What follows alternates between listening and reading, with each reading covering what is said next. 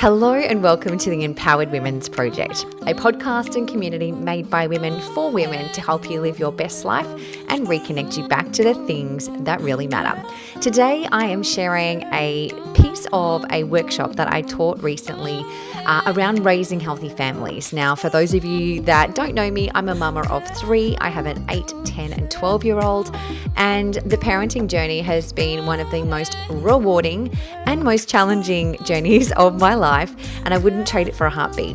But what I am sharing in this workshop is 5 strategies or 5 tools that you can use, whether you have little ones or teenagers, to be able to create a deeper connection and relationship with your children, to open up those conversations. And in my mind, raising healthy families, it's not just around nutrition, it is around the quality relationships and conversations, because I know as my children get older, I want to be the person that they can come and talk to, that they don't feel scared or wrong for sharing their truth or maybe something that they've done that they're not proud of, and just how to navigate that journey and things that you can start doing now, regardless of the ages of your children, whether you're a mama, an auntie, or a grandparent listening, or a mama to be, just to get that insight, because this kind of stuff is not what we're taught. We don't learn about this in school. There is no school for parents.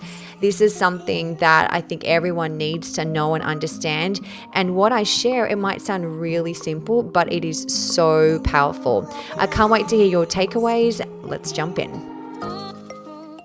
Thank you, Michelle, and welcome everybody. I'm so grateful to be on the line and sharing a little bit of my wisdom with you. I think I remember back when I first, found out that I was going to be a mama. I have 3 children. There are 8, 10 and 12, a little girl and 2 boys. And there was that part of me that was like, oh my gosh, this is amazing. And how am I going to figure out what to do? And I think as a parent, whether you have your own children, maybe you're a stepmama or an auntie or something like that, if you don't have children of your own, I think we all just hope that we don't stuff it up.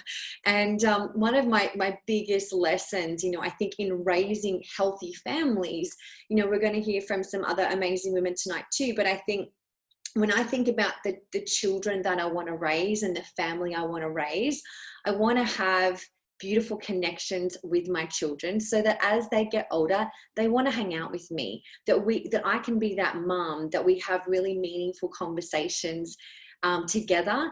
I remember growing up and, some of my girlfriends, their mom was the cool mom. Everyone would go tell her everything, but they wouldn't speak to their own moms. And I'm like, I want to be that mama.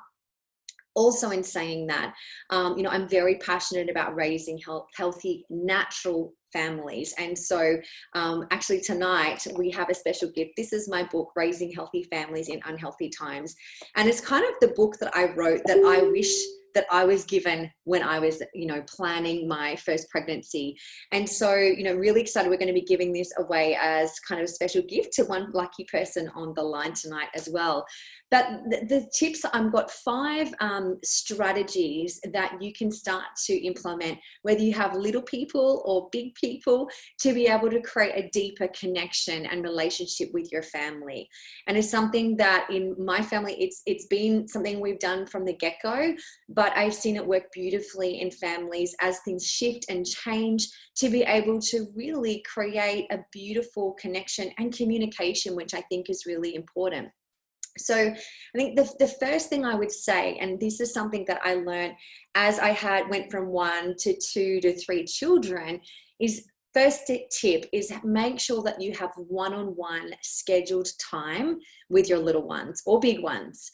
Because as we know this saying, how do you spell love to a child? It's Time, right? And, you would know what children love to do with you. And so sometimes for me, it's even just having that quality time is going to the grocery store with one of my kids. It doesn't have to be this big elaborate date, but it's just the 2 of us hanging out. And I'll make a really big deal and be like, oh my gosh, I love having Bodhi time. It's so special. Like, you're so amazing. And just really pour into them. So we could be just doing chores, or we could just go do something fun that they love. But this thing is not existent. I am 100% focused with them, and they don't need a lot of time, but it's presence. And when they feel that, then their little heart is going to be so full, and then they'll go off and play. But when you're missing out on that, what I see when there's challenge and frustration is, and in families, children are playing up because they're not getting the quality time that they deserve and that they crave from you. So that's my first thing. The second thing that I would say is you want to make a habit of acknowledging your children. So acknowledging their gifts, acknowledging them helping out, not just to them, but publicly. So, on each of our children's birthdays, when we have our family around, we'll have them at the end of the table, and each of us will share something that we love and that we're proud of them, how we see them making a difference. And you just see that little chest puff up. But you can do special occasions like that, or it can be more of a, you know what, honey, I saw this afternoon when you were really tired, you still helped do your chores, and I just want to say thank you. And you were so helpful because you helped Zara when she was getting really upset.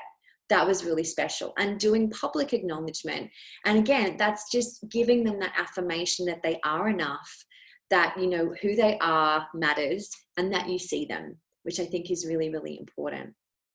The next thing that I think is super important as a parent is share stories with your children about when you were young. So like when my kids were little, like kind of 5 and under, they just love story time, right?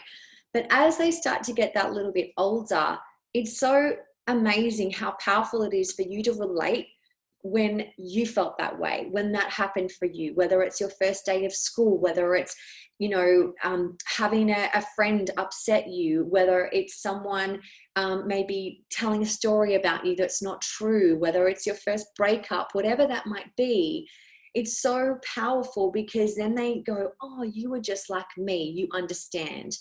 Versus trying to coach them on what they should be doing, actually relate to them and tell them stories around how you totally get it. So for example, my eldest, he's 12, and girls, are starting to become a topic.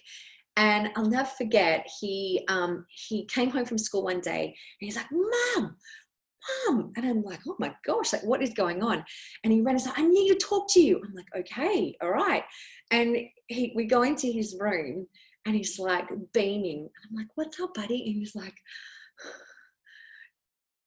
such and such asked me out at school today. And I was like, oh my gosh, that is so cool. Like, what did you do? And I'm like, okay, pretend you're her and I'm you.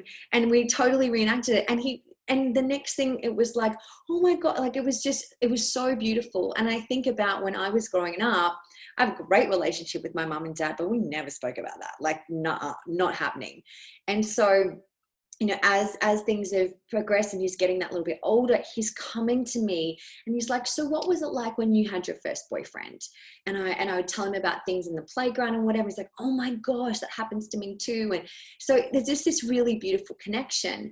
So it's the stories that you can tell when someone hurts you or whatever it might be, that they get to connect and relate. And yeah, I love Janae saying, I still love listening to the stories of my parents. I totally agree. Like I love it when mom and dad will share when they first met or something crazy that happened when they were younger and going out. So I think that's a really beautiful thing that you can do. And again, it's just forging those stories and just that sacred little things in your family that just create magic moments, which I think is so beautiful.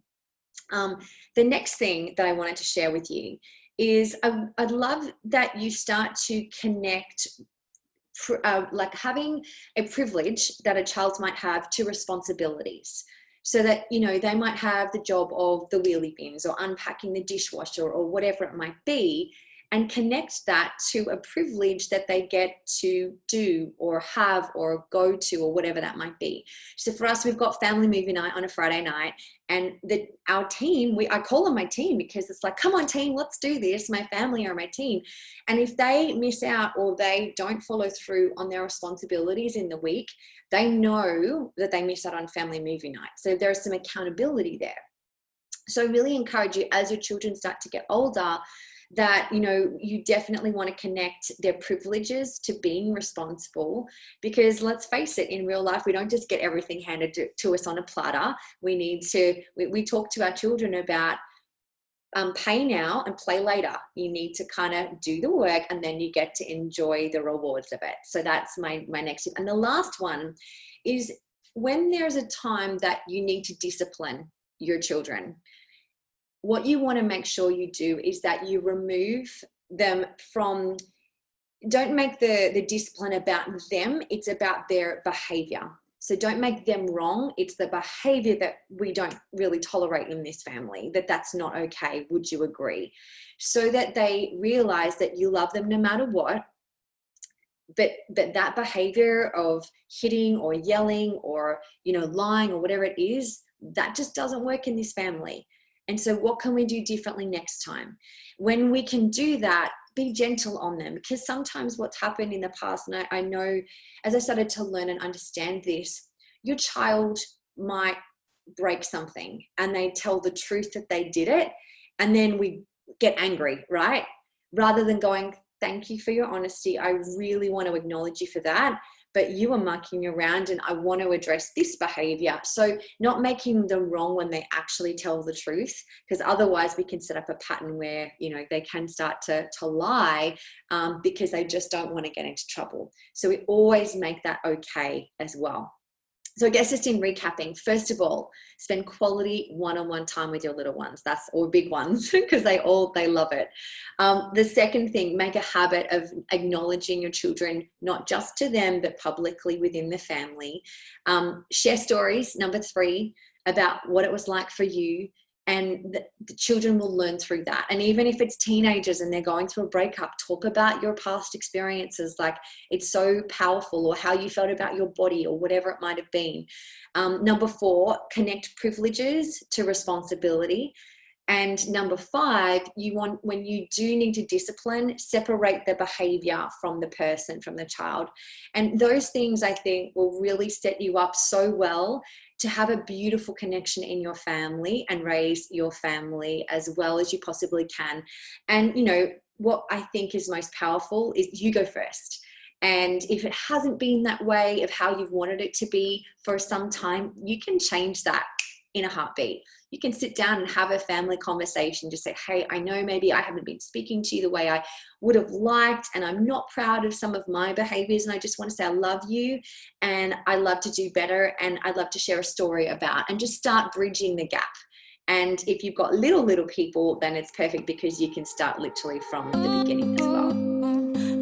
So I hope those pieces of advice were helpful for you in some way. I know when I started to really understand this and start to implement this with my kids, I saw such a difference in their behavior, in the quality of conversation, and even their willingness to come forward to me and share things that they weren't proud of, things that they were worried that they might get in trouble, and just to come from that place of understanding, or tell stories about when I was younger where I made some not so great choices as well, and particularly around disciplining the behavior but not making the person wrong, because people can really, I speak to people, adults now, where they've formed an identity based upon what people have said about them when they were kids. And we have to be really mindful of the way we communicate with our kids, because that shapes their beliefs and how they see who they are. So for those of you that would like to get a copy of my book, you can go to kategollé.com/book, and I've got some information there about raising healthy families, and it is something that I'm so passionate about, and I hope that you've been able to get some sort of value. I would love for you to share in our show notes as a comment, maybe one takeaway that you have already maybe implemented. I've had feedback from mamas that literally implemented some of the things that I shared the same evening, and they already saw a difference in the relationship with their children, which is just so special. So to learn more about our amazing community, Empowered Women's Project, you can go to empoweredwomensproject.com. And if you got value from today's podcast, I would love you to either share it with someone you care about that might be going through some challenge and struggle with their kids, because this could absolutely help, or head across to iTunes and subscribe and give us a 5-star rating, because the more people that know about our message, the more people we get to empower. Until next time, have an amazing day.